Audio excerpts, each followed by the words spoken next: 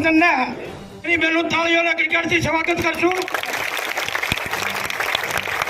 આબાભાઈ જ્યારે મારા બાબલા અશોકના લગ્ન કર્યા અને હું અબાસના મામેરું જમાડવા ગઈ એ દિવસે માથા માથે ઘોડો ઉપાડ્યો હતો અને બીજો આજે આ થરાદ મુકામે તમને બધાને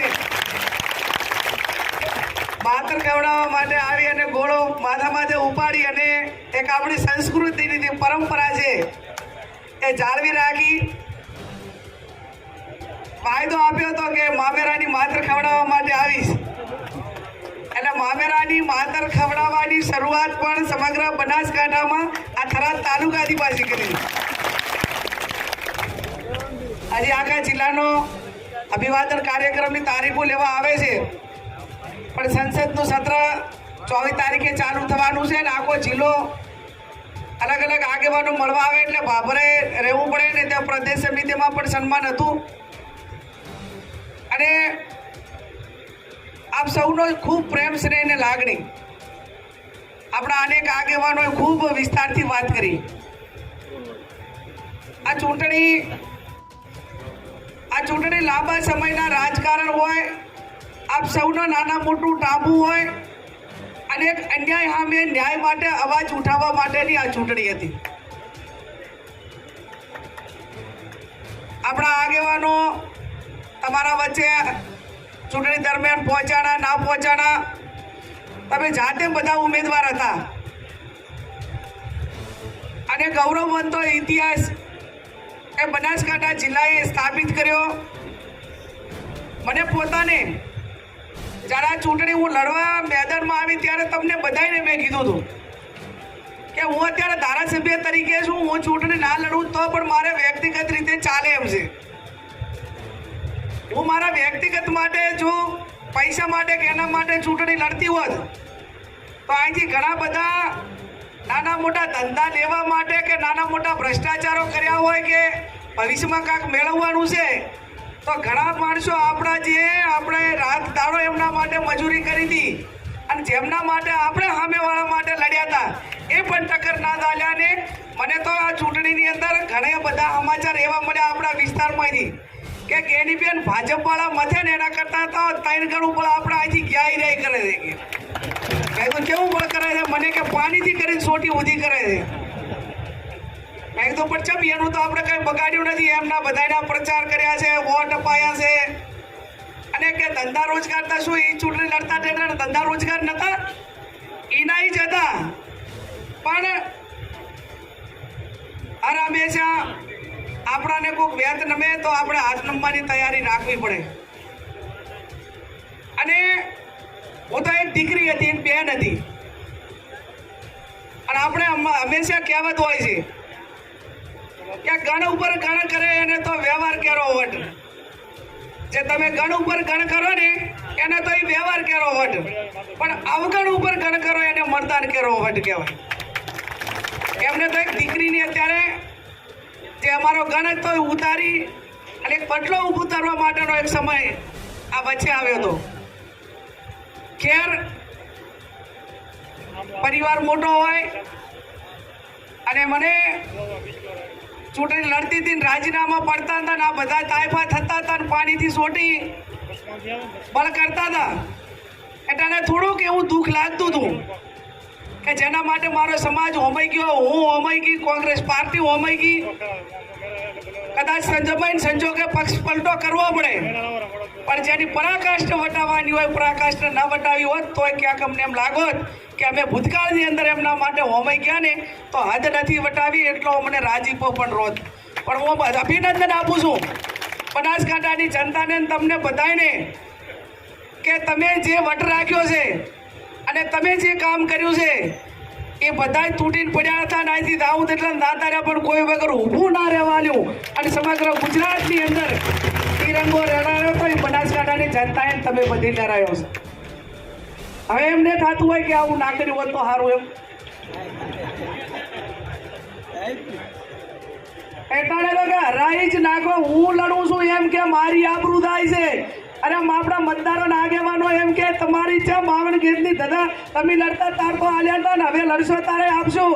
આ લડે એને બનાસકાંઠાને તો કાંઈ લેવા દેવા નથી. અત્યારે તમારી આબરૂ ચાલે તમે લડો એટાણે અમે ભૂતકાળમાં હતા ને ભવિષ્યમાં રહેશું. આવા બધાને જવાબ આપવા પડ્યા કે ના આપવા પડ્યા?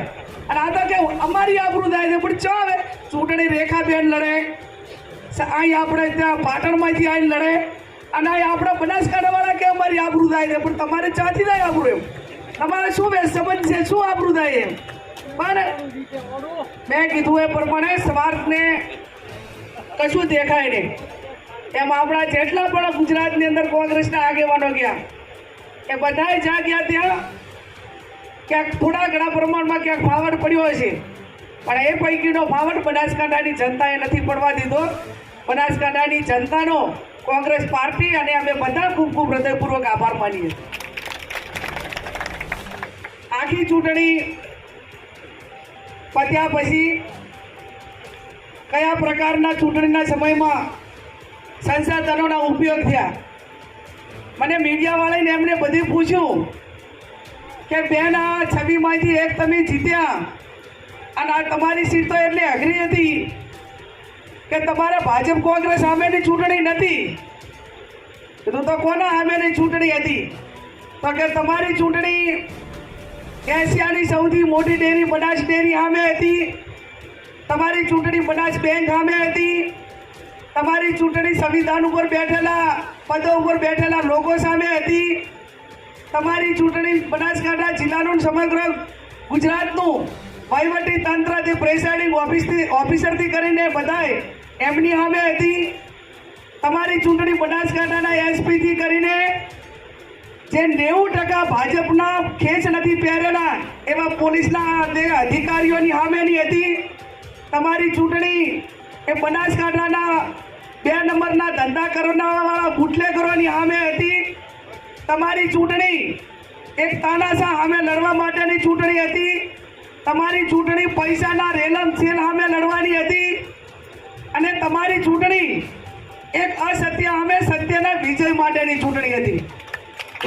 ત્યારે આ તમામ સંસાધનો સામે કોઈ પણ પ્રકારની લાલચમાં આવ્યા સિવાય હવે આમ ધીમે ધીમે પોસ્ટમોર્ટમ થશે ને એટલે ખબર પડશે જેટલાને ડેરીયાના વાયદા આલ્યા, જેટલાને નોકરીઓના આપ્યા, ઓલા 2022માં વાયદા આલ્યા હતા એ તો પાછા આવતા જ ખાસા બધા, પણ હવે આ 24 વાયદા આલેલા 27 કામ આવશે પાછું. આપણે નફો તો છે જ, કેમ કે ત્યાં સુધી તો નહીં કરે કે હવે એનો કોઈ ફોને નહીં ઉપાડે. ઓલા જામીન થયા છે ને, જામીને હોળું થાય મરવા ને જામીન થાય ભરવા. આપણે કોઈ ઝઘડો થતો હોય ને તો એમાંથી હોળું ભેગો હોય ને એને મરવાની તૈયારી રાખવી પડે, અને વચ્ચે કોઈને જામીનથી ન પાઈ હોય તો એ ભરવા માટેની તૈયારી રાખવી પડે. અને આર્યા બધા જે જ્યાં જામીન થયા છે ને એને હવે કે મારું એક તો જીત્યા ને જામીન થયા, એટલે આ ડખો તો હવે 3 વર્ષ ઉધો હેડશે પાછો. અને જે ગામ વધારે વોટ આપે એને 25 લાખ, એટલે હીરે 25 લાખવાળા ગામોની યાદી બનાવો. એટલે પહેલાં તો 25 લાખવાળાને આપણે પહેલાં કે ભાઈ તમે આ 25 લાખવાળું પેલું કરો. ત્યારે આ લોકશાહી છે, એક વાલ્મીકી પરિવારનો વોટ હતો એની કિંમત એવડી છે, દેશના વડાપ્રધાનના વોટની કિંમત પણ એવડી જ છે. આટલા સંસાધનો સામે ચૂંટણી અને એના ઉપરે પાછું વધારાનું વોટ કરવા દેવાના આટલા પૈસા, વોટ ના કરવા દેવાના આટલા પૈસા, ચૂંટણી કાર્ડના બધું હળગાઈ નાખવાના આટલા પૈસા, પાછા વેવાઈના બધાઈને મેલે વધારાના સોગન ખાઈને માય કંઈક નીચે ઉલ્લે કરીને વોટ કરવાના આટલા પૈસા, એવું ખરું કે નહીં? અને પછી કે તમે હવે તો મને વોટ આપવાના હોય તો ના કરવા દો તો આપશું એમ માની લઈશું. બૂથો ઉપર ડેરીના અધિકારીઓ બેઠેલા જે આમ કાયદેસર ચૂંટણીના 24 કલાક પહેલા મત વિસ્તારનો મતદાર ના હોય ના રહી શકે, પણ તમે જોયું ને દાંતાની અંદર એક પણ બૂથ બાકી નહોતું કે જ્યાં આખા ઉત્તર ગુજરાતનો એક જ સમાજ આખો તૂટી ના પડ્યો હોય. હજી 2-2:30 વાગે ગયા તાર તો આયાની હિંમતને દાદ આપો. નકલી પોલીસની પ્લેટો લગાવી દે, નકલી CRPFની પ્લેટો લગાવી દે, નકલી જે અમને વોટ માટે કરીને જે થવું હોય એ થવા માટેની વહીવટી તંત્રને એના ઉપરથી છૂટ, પણ છતાં જ્યારે કુદરતને અહીંયા દેર હોય પણ અંધેર ના હોય, જ્યારે લોકોએ નક્કી કર્યું હોય છે ત્યારે એમાં ઠીક છે આપણાને સંઘર્ષ, મુશ્કેલીઓ, ચડાવ ઉતાર, સામનો બધોય આવે, પણ અંતે જ્યારે આપણી નીતિ સાચી હોય, નિયત સાચી હોય, તો હું માનું ત્યાં સુધી એની અંદર કુદરત પણ મદદ કરતી હોય છે. અને હવે તો આપણે તો એક સારું કર્યું ચૂંટણી દરમિયાન કે આપણે તો ભાજપ વાળાનો વિરોધ નથી કર્યો, સમાજનો કોઈનો વિરોધ નથી કર્યો, બીજા કોઈ સ્થાનિક આગેવાનોનો વિરોધ નથી કર્યો. અમે તો કીધું હતું કે અમારી લડાઈ એ માત્ર સિદ્ધાંતો સાથે આટલા માટે કરીને છે, અન્યાય સામે છે. એ લડાઈ આજે ભૂતકાળમાં લડ્યા હતા, વર્તમાનમાં લડ્યા હતા, ભવિષ્યમાં એની લડાઈ હજી લડીશું. એમાં કોઈ શંકાને સ્થાન નથી. ત્યારે હું અભિનંદન આપું છું થરાદ તાલુકાની જનતાને કે આમ તો વર્ષોથી આ વિધાનસભાના ધારાસભ્ય તરીકે તમારા સારા માઠા પ્રસંગમાં મારે આવવાનું થતું, અને એ ટાઈમે કાયમી કહેતા કે બેન અમારે તમને વોટ આપવું હોય છે, પણ હવે તમે અમારા વિસ્તારમાં નથી, એટલે તમને કુદરતી આખા જિલ્લાને વોટ આપવા માટેનો મોકો પણ મળ્યો. અને મોકો કહેવા પૂરતો નહીં, પણ તમે ખૂબ સારી રીતે જે લાગણી ભેર, માન ભેર જે મદદ કરવી પડે એક ગરીબ દીકરીને કરી છે. રાજકારણ ચડાવ ઉતાર મેં કીધું મારી જિંદગીની અંદર અનેક આવશે અને અનેક આયા છે, પણ ખરા સમયે, મુશ્કેલીના સમયે કોઈ પણ માણસને ઘરે કોઈ નાના મોટી તકલીફ આવીને પડી હોય ને, કે આર્થિક રીતે હોય, કોઈ રાજકીય આર્થિક રીતે હોય, કે કોઈ નાના મોટી બીમારી હોય, તો આપણે સમાચાર લેવા જાય ને તો એ માણસને અડધું ઓછું થઈ જાય. એમ આવ્યા કટોકટીના સમયમાં જ્યારે અમને કોંગ્રેસ પાર્ટીને તમે બધે જે આવી ખરી કસોટીમાંથી તમે અમને પાર પાડ્યા છે ને, તો અમારામાં માણસાઈ હોય ને તો જીવને જાગા ત્યાં સુધી 5 ભાવ સુધી પણ અમે તમારો બદલો ઉતારી કાઢ્યો. એ સ્થિતિની અંદર તમે બધે અમને મદદ કરી છે. સાથે સાથે સમગ્ર દેશની અંદર તમને બધાને ગૌરવ પણ અપાયો છે. વિધાનસભાના ધારાસભ્ય તરીકે રાજીનામું આપવા પ્રમ દિવસે 13 તારીખે હું વિધાનસભામાં ગઈ, ત્યારે આમ તો રાજીનામું આટલા દાડા રાજીનામા અપાડા ને એ મીડિયાને ખબર ના પડે ને થાનામાં ના અપાડા, ખબર છે ને, એ દાયદાર ખબર પડે કે આને રાજીનામું આલ્યું.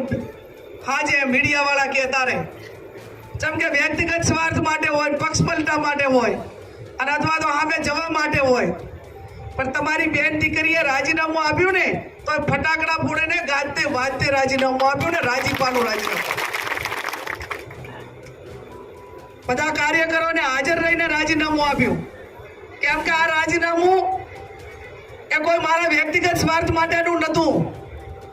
આ રાજીનામું વિધાનસભાના મતદારો સાથે વિશ્વાસઘાતનું નહોતું. આ મારું રાજીનામું એ કોંગ્રેસના પાર્ટીના આગેવાનોને કે કોંગ્રેસના મોવડી મંડળ સાથે ગદ્દારી માટેનું રાજીનામું નહોતું.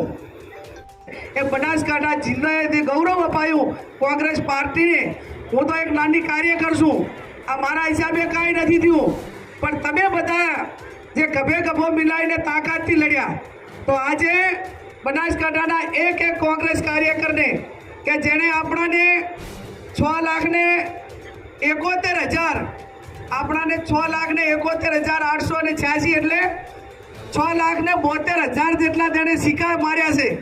એ સિક્કા મારવા વાળા, બટન દબાવવા વાળા, એ કોલર ઊંચો કરીને થરાદની બજારમાં દિલ્હી કે ગાંધીનગર આવે ને એટલે ઊંચા કોલર હાથે આવશે કે અમે વોટ આપ્યો હતો ને અમારી બેન અત્યારે આ દિલ્હીની અંદર. એ તમારા બધાના હિસાબે છે. આજે ભારતની અંદર ગુજરાતની અંદર બનાસકાંઠા એની નોંધ એ વિશ્વમાં તમામ ગુજરાતીઓ રહેતા હોય. આફ્રિકામાં ઓલા આફ્રિકાવાળા બિચારા રમતા હતા, તમને ખબર હોય વિડીયો જોયા છે.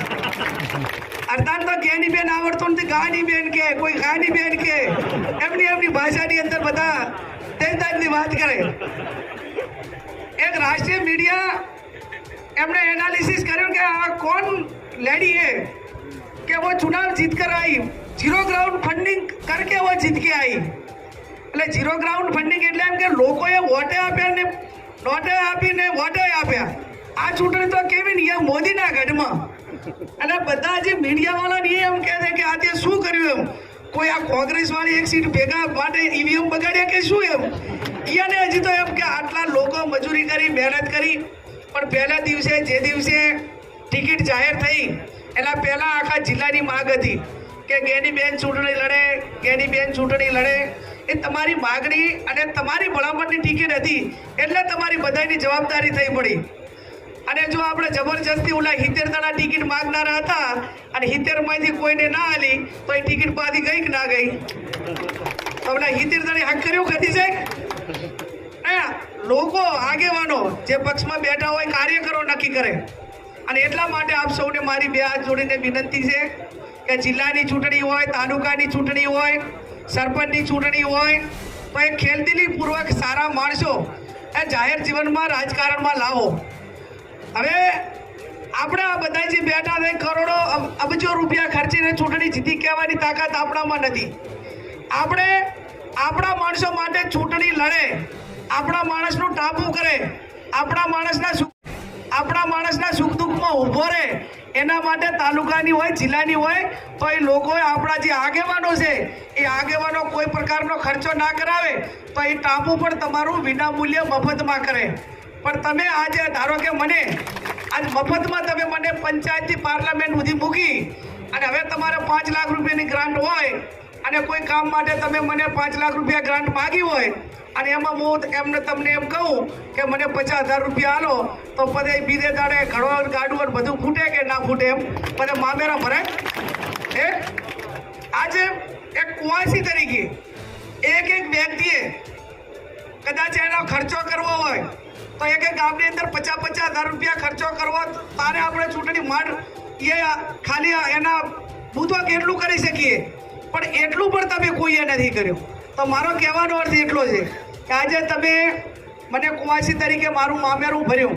અને કુવાસી કેવી હોવી જોઈએ આપણી સંસ્કૃતિ પ્રમાણે કે બે ભૈયાને સમાધાન કરીને ભેગા બેહાડે એનું નામ કુવાસી કહેવાય, બે હગાને ભેગા બેહાડે એનું નામ કુવાસી કહેવાય.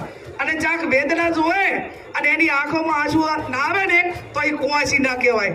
ચાર કોઈકની વેદના અને વેદના આમ ભલે હું ગમે એટલી તેજદારની કડક છું, પણ જ્યારે મને વેદના નામનો શબ્દ કોઈક મારી નજરની સામે દેખાય ને કે આના માટે એક વેદના વ્યક્ત કરવાનો આ મારા માટે એક રાજધર્મ નિભાવવાનો સમય આવ્યો છે.